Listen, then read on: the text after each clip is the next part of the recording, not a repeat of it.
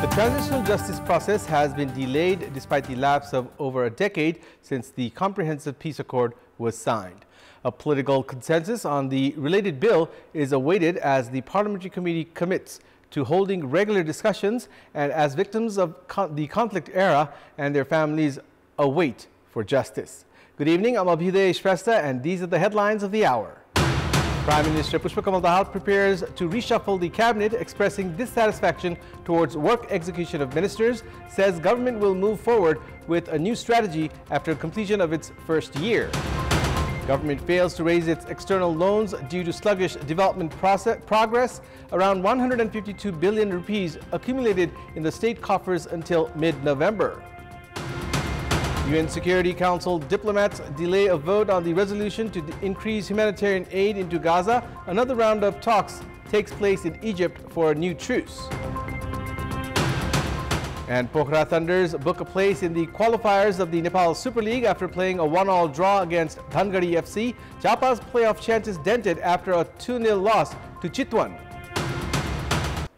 Prime Minister Pushpa Kamal Dahal has said the government will move forward with a new strategy in the second year of his tenure. Speaking at the inauguration ceremony of the electricity substation located in Sunsari today, Premier Dahal also said rumors were being spread regarding the government's failure to achieve anything significant in the first year and called on all concerned for vigilance towards conspiracies against the state. Dahal inaugurated the 4,000 megawatt substation today. The Nepal Electricity Authority has said that the Inarwa substation will play a vital role in Nepal's pursuit of becoming a significant player in the regional power market. Prime Minister Dahal said the substation has become another hub for supplying electricity from the east-west and additional electricity to India, as well as securing power trade in the region. The Nepal Electricity Authority has informed that the Inarwa substation will be connected to the Koshi corridor with 220 kV transmission line, which have been linked to the electricity produced from the hydropower projects constructed in the Arun and Tamur rivers and their rivulets. Prime Minister Pushpa Kamal Dahal, who has been expressing dissatisfactions towards the execution of ministers and secretaries, is all poised to reshuffle the cabinet. The Prime Minister, looking back at the first year of his government, has himself admitted of having failed to make the public happy and has given commitment to adopt a new strategy in the second year. Meanwhile, ministers are yet to admit the shortcomings. Amid all this development, there are speculations that the Premier is trying to reshuffle the cabinet for distribution of power and to appoint his close aides to ministerial positions instead. During his appointment to the executive post last December, Prime Minister Dahal had expressed commitment to work in a new manner and fulfilled the public's expectations. However, no substantial results were achieved and the Premier has been blaming ministers and secretaries behind the failure. The Premier, during a program in Morang today, announced of reshuffling the cabinet, saying that the ministers and secretaries had failed to deliver, despite his directives. Meanwhile, political analysts say the government's attempt at good governance has made a few small changes. For instance, during its first year, the government conducted investigations on the Lalita Niwas land scam, the fake Bhutanese refugee scam, and gold smuggling. However, they also add that ministers have not admitted to their shortcomings by showing these investigations as their achievements. Leaders also say the announcement of the cabinet reshuffling stems from the Premier's intention to please disgruntled leaders and to save the ruling alliance. This is because the Prime Minister last year, during the formation of the government, had agreed to reshuffle the cabinet in 1 year. Political analysts opine the Premier is more concerned about sustaining the ruling alliance than about work execution.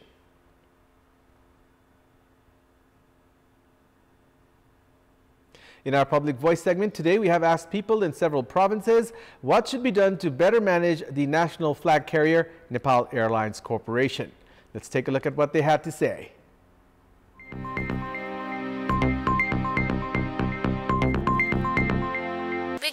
कर्मचारीहरू हुनुहुन्छ भने उहाँहरूलाई चाहिँ लामो समयसम्म काम गर्ने मौका दिनु पर्यो। चौमासिक अथवा 6 महिनामा यसको चाहिँ आम्दानी खर्च चाहिँ सार्वजनिक हुनु जरुरी छ। कर्मचारी पनि राम्रो राखिदिएर राम्रो हिसाबले चाहिँ आफ्नो देशको लागि हो भनेर राम्रो हिसाबले गरिदिएमा राम्रो हुने थियो। जहाँ यात्रुहरू बढी छन् त्यहाँ जहाज उडाउने वायु सेवा निगम छ त्यसलाई चाहिँ समय सापेक्ष बनाउनु पर्यो। आउने जानेलाई सेवा सुविधा दिनु पर्यो। भ्रष्टाचार सम्बन्धी काण्डहरू हामीले सुनिन्छ नि, यी विविध काण्डहरूलाई सरकारले हस्तक्षेप गरेर एकदम चुस्त दुरुस्त र पारदर्शी तरिकाले छानबिन गर्नुपर्छ। पुरानो विमानहरू हटाएर नयाँ विमानहरू थप्नुपर्छ। राजनीतिबाट टाढा राख्नुपर्छ। भ्रष्टाचार गर्यो भने त्यसलाई सजाय दण्ड दिएर भए पनि त्यसलाई चलाउनै पर्छ। देशको शान्तको लागि भने त्यो वायुसेना चलाउनै पर्छ। निगमको सञ्चालक समिति चुस्त दुरुस्त हुनुपर्छ र भ्रष्टाचार चाहिँ हुनु हुँदैन। नीति बनाएर भ्रष्टाचारको अन्त्य गर्नु पर्यो र त्यो व्यवस्थित गरेर वायु सेवा निगम चलाउनु पर्यो। सरकारलाई यो कुरामा बढी चाप लिएर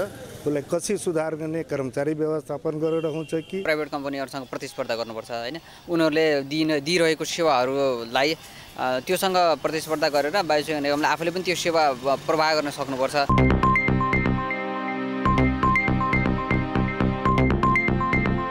Minister for Law, Justice and Parliamentary Affairs D Raj Giri has urged all concerned to conclude the transitional justice process through political consensus. At the meeting of the Law, Justice and Human Rights Committee of the Parliament today, Minister Gurung urged political parties for political consensus that is similar to the Comprehensive Peace Accord. The minister was of the opinion, although the responsibility for it was of the Law Committee, a joint decision by the top brass leaders was a prerequisite of the process.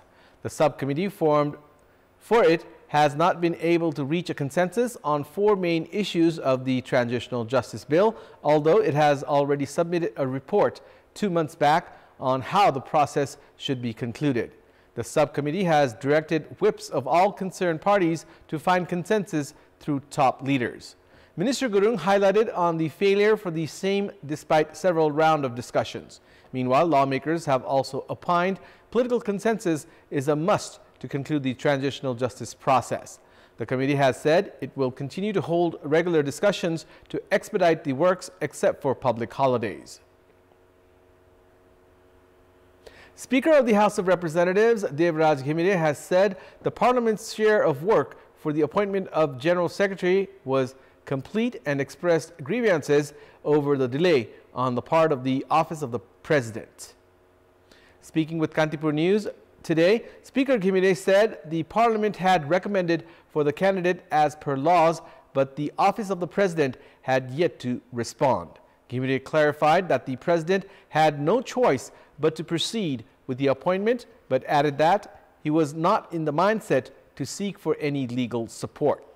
On last Sunday, General Secretary of the Federal Parliament Bharat Gautam had submitted his resignation. Speaker Giri and National Assembly Chair Ganesh Timilsina had a day later made the recommendation to appoint Parliament Secretary Padma Pandey to the post. However, the Office of the President has halted the appointment, saying procedural error and legal complications. The Office of the President says the controversy regarding Pandey's citizenship should be put into consideration before endorsing his appointment. Meanwhile, the Speaker has already announced Pandey the acting General Secretary. In another context, Speaker Giri has also expressed frustration over the Parliamentary Committee's failure to conclude discussions on bills and added Prime Minister Pushpa Kamal Dahal had been concerned regarding the scenario. The delay in concluding bills has also affected the regular session of the Parliament. The government has failed to raise its external loans due to sluggish development progress, while it accumulated internal loans and not utilized it either. The state coffers had 152.4 billion rupees up until mid-November this year, which in mid-July was 71.98 billion rupees. According to the Public Loan Management Office, the government has raised 131 billion rupees in loans since mid-July. 111 billion rupees of the amount is internally generated and 19 billion is external loan. Based on international laws, the government can apply for foreign loans after completing projects. internal loans are up to the government to decide when and how to raise. However, it has been understood that the government has been using the internally generated loans for clearing previous loans and interests. A few amounts have been directed to the provincial and local levels in the form of grants, which are yet to be used. The government has cleared around 91 billion rupees in loan principal and interests since mid-July. This amount includes 70.56 billion rupees from internal loans and 21.19 billion rupees from foreign loans. The government should release 330 billion rupees in principal, loan and interest this fiscal year. The government's internal loan has been changing in recent time. The usual 112 billion rupees internal loan has gone up to 119 billion, of which just around 42 billion rupees have been released. The government's total loan has reached 2,371 billion rupees. It's now time for our segment Public Pulse, where you text us with your opinion. Public Pulse. But before that, let's take a look at the results from yesterday's poll. Yesterday, we had asked you, what's your take on development projects not gaining momentum?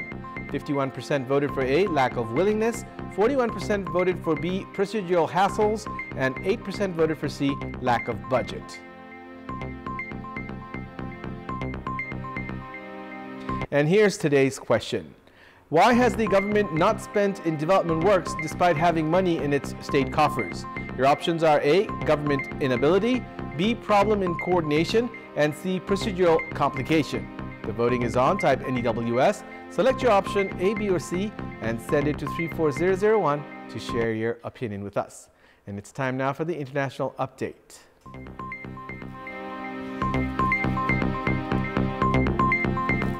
UN Security Council diplomats delayed until today a vote on a resolution to increase humanitarian aid into Gaza, and another round of talks took place in Egypt to try to get warring Israel and Hamas to agree on a new truce so hostages can be released. The UN vote was delayed despite the United States saying it can now support an amended proposal that would demand that Israel and Hamas allow the use of all available routes for humanitarian deliveries. Even as diplomatic efforts continued, fighting in the Gaza Strip intensified with Israeli bombardments in the north and south of the 41-kilometer-long Palestinian territory and Hamas firing rockets on Israel's commercial capital, Tel Aviv. Israel's government under Prime Minister Benjamin Netanyahu says it wants to eradicate Hamas and the Islamist group that sent fighters over the border from Gaza into southern Israel on 7th of October, taking some 240 hostages and killing 1,200 people. But the high death toll of around 20,000 people reported by Gaza's health ministry during the Israeli military campaign of retaliation has drawn increasing international condemnation.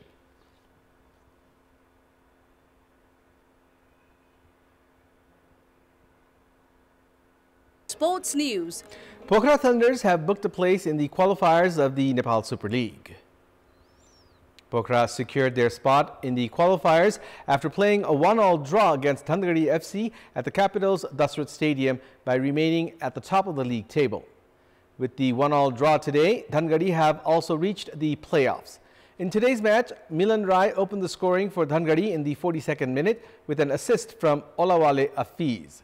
Pokhara secured the equalizer in the 90th minute as Moses found the net after a free kick from Surajjiu Thakuri. Dhandgari failed to reach the top spot after failing to hold on to their lead. Pokhara had already secured a spot in the playoffs prior to today's match. Pokhara have now secured 15 points from 8 matches, while Dhandgari have 13 points from also 8 matches.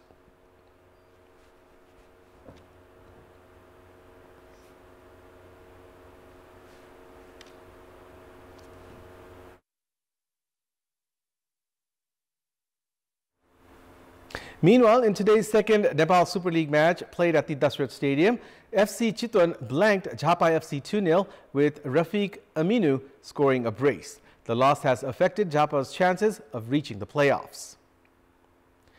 In this evening's match at Tripureshwar, Chitwan took an early lead as Rafiq Aminu found the net in the 7th minute after receiving a header pass from Yusuf Mubarak.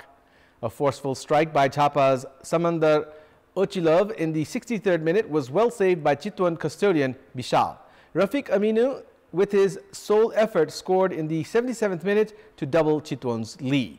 Chapa were awarded a spot kick in the 82nd minute after Anjan Bista was fouled inside the D box by Chitwan's Chiring Gurung. However, Chapa's opportunity to level the match was wasted as Anjan Bista's penalty kick was well saved by Vishal. Chitwan held on to the lead to secure the 2-0 win over Chapa. Chitwan had already crashed out of the tournament prior to today's match. If Chapa had won today, they would have secured a spot in the playoffs. Chapa remain in the 4th position of the Nepal Super League table with 10 points from 8 matches. Chapa will have to wait for tomorrow's last league matches to see if they qualify for the playoffs. Butwal Lumini will face Birganj United in tomorrow's first match, while the second match features a clash between Lalitpur City FC and defending champions Kathmandu Razors. All these teams' playoff chances are still alive. Koshi Province registered their consecutive second win at the Prime Minister Cup Women National Cricket Tournament after thumping Bagmati Province by 8 wickets. In the match played at the Tribhuvan University Cricket Ground in Kantipur today, Bagmati batted first after losing the toss and posted 87 runs for the loss of 8 wickets in the allotted 20 overs. Bagmati had a poor start as their top 4 batters returned to the pavilion in single digits. After Yashoda Bishta top scored with 41 runs and skipper Asmina Karmacharya contributed 24 runs, Bagmati managed to post a respectable total of 87 runs. In reply, Koshi Province romped home, scoring 92 runs for the loss of only 2 wickets and 11 balls to spare. Kajal Shrestha and Apsari Begum scored 41 runs each to secure Koshi's comfortable 8-wicket win over Bagmati. Sanskriti Fuyal and Soni Pakrin with 1 wicket each were the only Bagmati bowlers to claim wickets. Koshi Province are in the 2nd spot of the points table with 4 points. In today's second match played at the Tribhuvan University Cricket Ground, Armed Police Force APF thrashed Madhya Province by 10 wickets thanks to an all-round performance by Sita Rana Magar. Madhya Province elected to bat first and were bowled out cheaply for just 40 runs in 19.2 overs. Pratima Shah with 15 runs was the only batter to score in double digits as 5 players were out for ducks. Sita Rana Magar was the pick of the APF bowlers, grabbing 3 wickets. APF chased down the victory target in just 5.5 overs without losing any wickets. Sita Rana Magar top scored with 19 runs while Jyoti Pandey added 16 in APF's dominating 10-wicket win over Madhya Province. APF lead the points table with 4 points from 2 matches. In another Prime Minister Cup Women National Cricket match played today, Gandaki Province defeated Karnali Province by 44 runs. In the match played at the Mulpani Cricket Ground, Gandaki batted first and posted 141 runs for the loss of 6 wickets in the allotted 20 overs.